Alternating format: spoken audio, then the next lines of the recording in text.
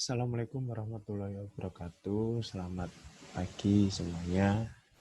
Kembali berjumpa dengan saya di pertemuan minggu ke-10.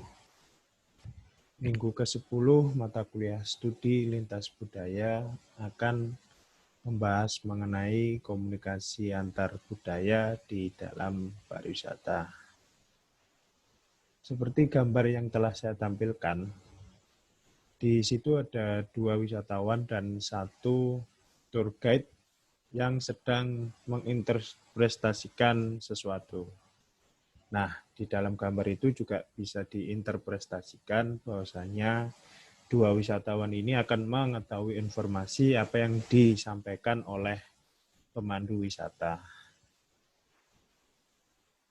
Di dalam kepemanduan wisata, tentu saja di situ pasti ada komunikasi yang fungsinya adalah menyampaikan informasi tertentu mengenai apa yang diinterpretasikan.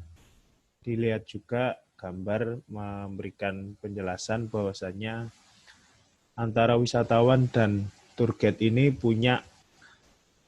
secara fisik punya kewarganegaraan yang berbeda, dan bisa jadi juga ketika memang itu berbeda kewarganegaraan, maka di situ juga bisa dipastikan bahwasanya di situ terjadi akulturasi budaya, pertukaran budaya, karena memang ketika memang itu berasal dari negara yang berbeda, pasti memiliki budaya masing-masing yang telah dibawa dari negara masing-masing.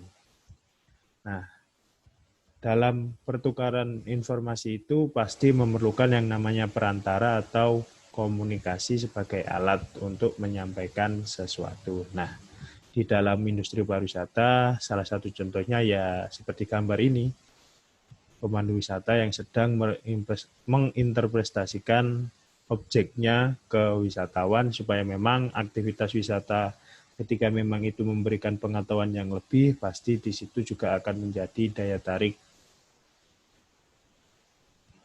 Kita masuk di materi.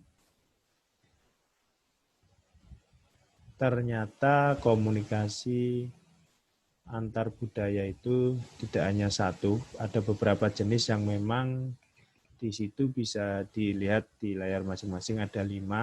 Komunikasi antar budaya, komunikasi lintas budaya, komunikasi internasional, komunikasi global, dan komunikasi intrakultural. Komunikasi antar budaya diartikan sebagai proses komunikasi dengan orang-orang yang mewakili budaya berbeda melalui saluran komunikasi verbal dan nonverbal, dan dengan menggunakan cara transmisi yang berbeda. Coba kita artikan satu-satu. Di dalam komunikasi antar budaya ini ada 5 komunikasi antar budaya yang telah saya sebutkan tadi. Yang pertama ada komunikasi antar budaya. Kalau kita melihat definisi, bisa saya sampaikan bahwasanya komunikasi antar budaya ini memberikan penjelasan bahwa komunikasi antara perwakilan budaya bangsat atau etnis yang berbeda, misalnya Polandia dengan Jerman, Polandia dengan Spanyol. Hal ini pasti dari kewarganegaraan juga berbeda, tentu budayanya juga akan berbeda, sehingga pada tingkat antar pribadi, baik di daerah asing secara budaya atau dalam situasi ketika seseorang berurusan dengan perwakilan budaya yang berada di wilayah budaya sendiri. Komunikasi lintas budaya adalah persatuan antara anggota kelompok yang berbeda dalam satu budaya nasional, misalnya Bonsan dan Warsawa, yang memang di situ masih memiliki perbedaan budaya. Dalam satu budaya nasional terdapat berbagai komunitas dan kelompok sosial yang berbeda dalam adat istiadat, pola perilaku, pengalaman sejarah, atau hierarki nilai. Kalau di Indonesia pasti tentu saja bisa dicontohkan, masing-masing provinsi juga punya budaya sendiri, masing-masing pulau seperti Jawa, Sumatera, Kalimantan juga pasti punya budaya sendiri. Di dalam pulau itu pun juga saya pastikan budaya punya jati dirinya masing-masing. Komunikasi internasional adalah komunikasi antar perwakilan budaya bangsa yang berbeda. Ini terjadi antara lembaga budaya yang berbeda seperti pemerintah negara bagian, organisasi, dan asosiasi. Komunikasi global, aspek komunikasi internasional dan berhubungan dengan pernyataan yang ditransfer dari satu lingkaran budaya ke lingkaran budaya lain. Nah, ini sebagai kata sifatnya komunikasi, berarti di situ ada informasi yang disampaikan. Komunikasi intrakultural, komunikasi orang-orang yang mewakili budaya yang sama, tetapi bagian dari sistem nilai mereka berbeda dengan nilai-nilai yang mendominasi. Ini menyangkut komunikasi perwakilan dari berbagai jenis kelamin, ras, generasi, antara komunikasi, antara orang yang berbadan sehat dan penyandang cacat. Hal ini berhubungan kepada personal masing-masing, sehingga kalau kita simpulkan maksud dari komunikasi antar budaya ini juga punya maksud sendiri-sendiri, sehingga dengan adanya komunikasi ini terjalinlah interaksi. Jika di dalam pariwisata tentu saja antar negara, antar daerah di dalam satu negara, pastinya ketika memang di situ ada daya tarik dan memberikan penyajian berupa budaya, pasti di situ juga akan terjadi komunikasi, interaksi yang memang di situ seminimal mungkin adalah menambah wawasan mengenai budaya di daerah tertentu, di negara tertentu, dan tentu saja di dalam suku tertentu pun juga pasti punya budaya. Skema yang bisa saya tampilkan di sini, ketika kita akan melakukan komunikasi, ternyata ada beberapa faktor yang memang menjadi faktor yang memberikan pengaruh kepada komunikasi itu.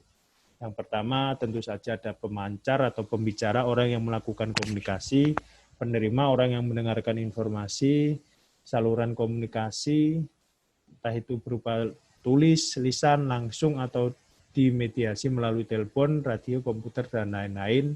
4. Kode berupa simbol dan aturan untuk menggabungkan simbol, terutama dalam bahasa tempat komunikasi berlangsung, konteks situasi jangkauan luas di mana komunikasi terjadi, rujukan fakta dunia nyata yang dijelaskan dalam komunikasi. Hal ini tentu saja komunikasi juga akan berpengaruh kepada budaya, dan tentu saja kebalikannya, budaya akan mempengaruhi komunikasi yang dipengaruhi oleh keenam faktor ini.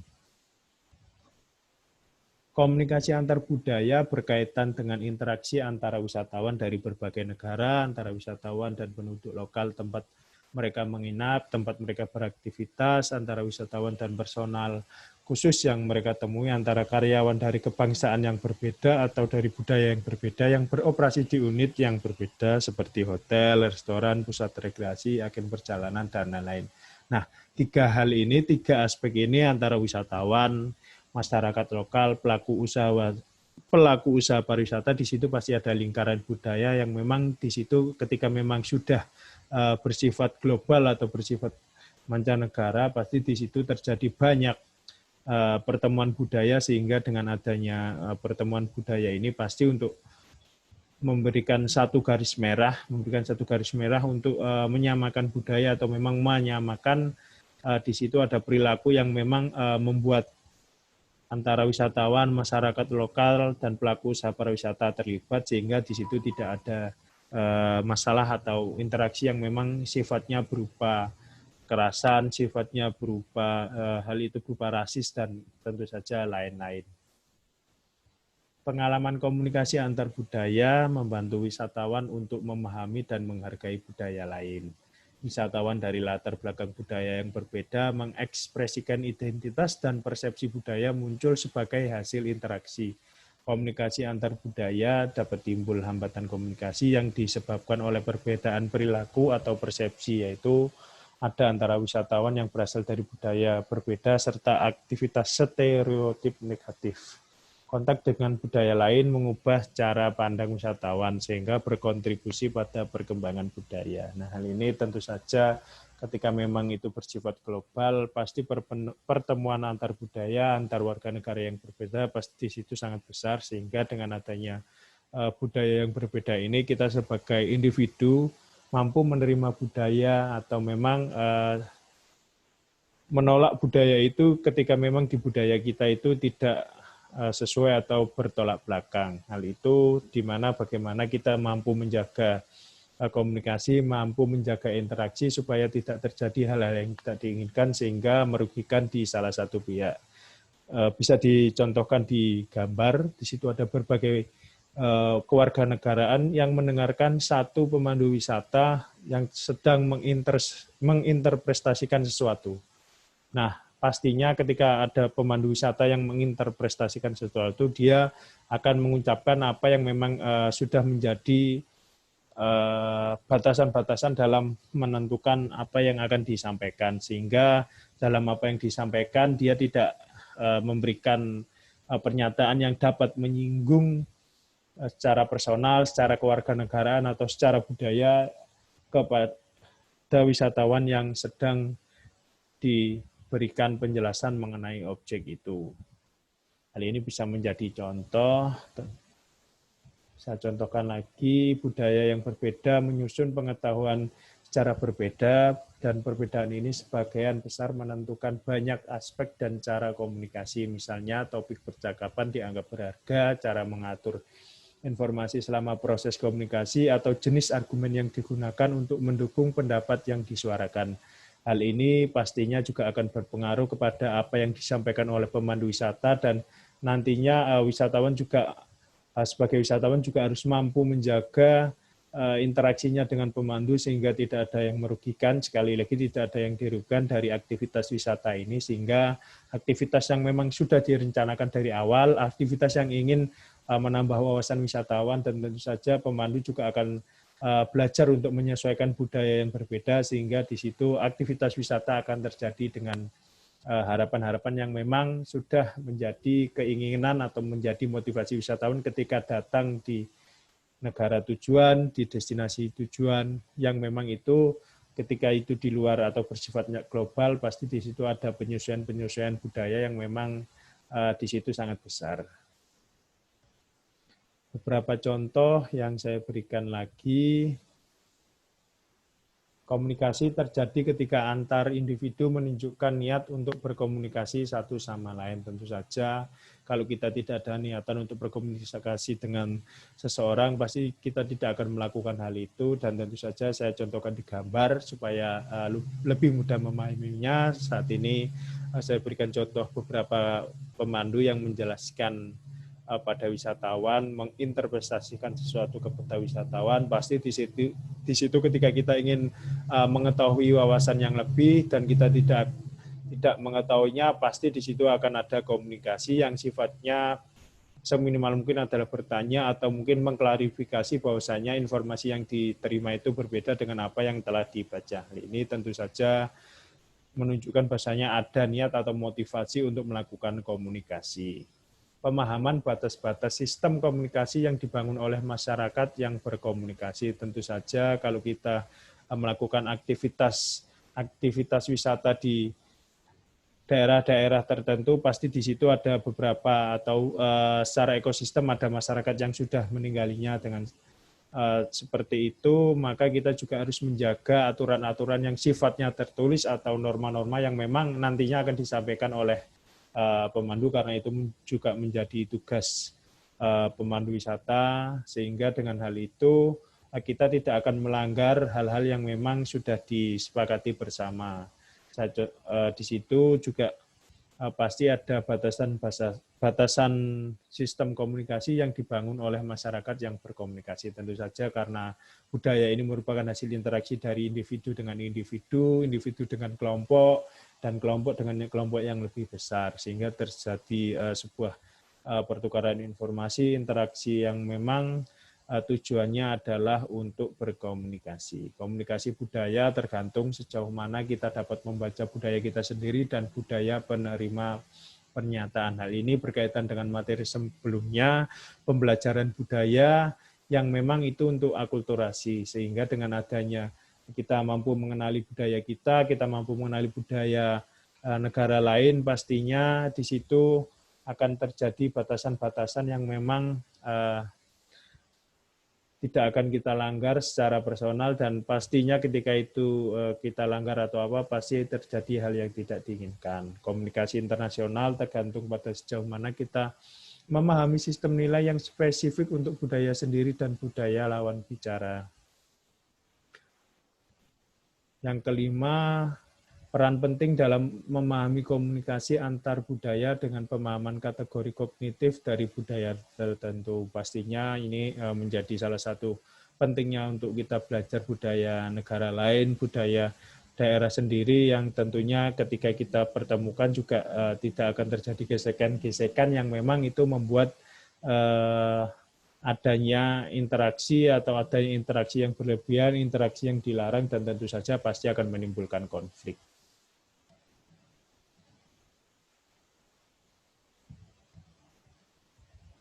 Pemandu wisata menggunakan komunikasi antar budaya sebagai proses interaktif, di mana mereka dapat mempelajari kompetensi komunikatif dengan menawarkan layanan yang baik dan ketulusan, mereka akan lebih menikmati pekerjaan. Nah, tentu saja ketika di sini saya contohkan karena perilaku ini sering digunakan oleh pemandu wisata, perilaku ini harus dimiliki oleh pemandu wisata, maka di situ mereka juga sebagai pemandu wisata juga akan belajar mengenai komunikasi antar budaya, sehingga di situ ada batasan-batasan yang memang tidak boleh disampaikan, tidak boleh dilakukan, dan tentu saja itu berhubungan dengan wisatawan yang memang akan diberikan pelayanan, akan diberikan informasi, akan diberikan kepastian bahwasanya produk yang mereka beli, produk yang mereka nikmati itu sesuai dengan keinginan atau motivasi wisatawan, sehingga di situ pasti pemandu wisata akan memberikan layanan. Layanan itu berupa apa? Ya tentu saja komunikasi yang menarik, komunikasi yang sifatnya interaktif, dan tentu saja hal ini berkaitan dengan harapan dan motivasi sebelumnya yang memang kita ketika memang harus belajar tentang budaya orang asing, budaya orang luar, kita juga punya motivasi dan harapan. Salah satu contohnya ini, dan salah satu caranya adalah melakukan komunikasi antar budaya. Pemandu wisata mengetahui cara membuat tamu merasa diterima dalam lingkungan yang berbeda. Nah, ketika memang di situ ada aktivitas yang mengharuskan antara wisatawan dan masyarakat lokal berinteraksi, maka di situ menjadi peran pemandu wisata untuk membuat wisatawan yang memang berasal dari luar lingkungan itu bisa diterima di situ, sehingga di situ akan terjadi sebuah interaksi antar budaya, komunikasi antar budaya yang tentu saja memberikan pertukaran seminimal mungkin, pertukaran informasi.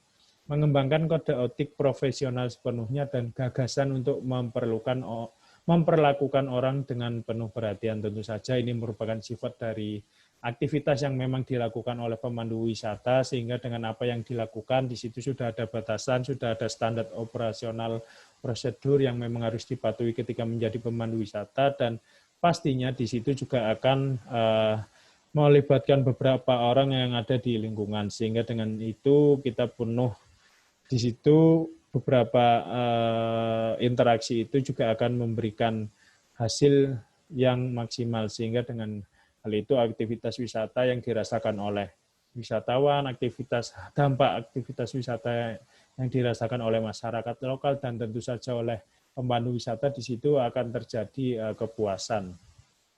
Etika profesi mendapat perhatian lebih, meski itu persoalan tersulit untuk ditangani. Tentu saja ini merupakan proses belajar, proses yang memang membutuhkan waktu yang tidak sebentar, sehingga ketika kita akan menjadi pemandu wisata, ketika kita terlibat dalam sebuah lingkaran pariwisata, di situ kita juga harus memahaminya, memahami komunikasi antar budaya, sehingga dengan hal itu tidak terjadi gesekan-gesekan yang membuat kita sebagai pelaku industri pariwisata tidak akan merasa merugi, dan tentu saja ketika itu maksimal pelayanan yang kita berikan maksimal, maka wisatawan juga akan merasa puas, sehingga beberapa kali mereka menggunakan jasa kita, mereka juga akan merasa puas, mereka akan melakukan pembelian ulang, dan tentu saja di situ mereka juga akan menyampaikan kepada lingkungannya, menyampaikan kepada budayanya bahwasanya ketika kita berkunjung ke daerah ini, ketika kita menggunakan jasa ini, ternyata apa yang mereka dapatkan sesuai harapan. Saya berikan satu bahan untuk diskusi, bisa dilihat di gambar, di situ ada interaksi yang memang terjadi antara wisatawan mancanegara dengan masyarakat lokal, dan mungkin salah satu dari situ ada pemandu wisatanya. Komunikasi menjadi alasan untuk memaksimalkan interaksi antara masyarakat lokal, pelaku usaha wisata, dan wisatawan. Berikan komentar mengapa komunikasi menjadi sarana untuk memaksimalkan interaksi. Mungkin itu saja yang bisa saya sampaikan di materi minggu ke-10. Minggu ke-10 materi telah saya sampaikan. Sekian dari saya. Jika ada pertanyaan atau mungkin diskusi-diskusi lain bisa kita lakukan secara daring. Wassalamualaikum warahmatullahi wabarakatuh.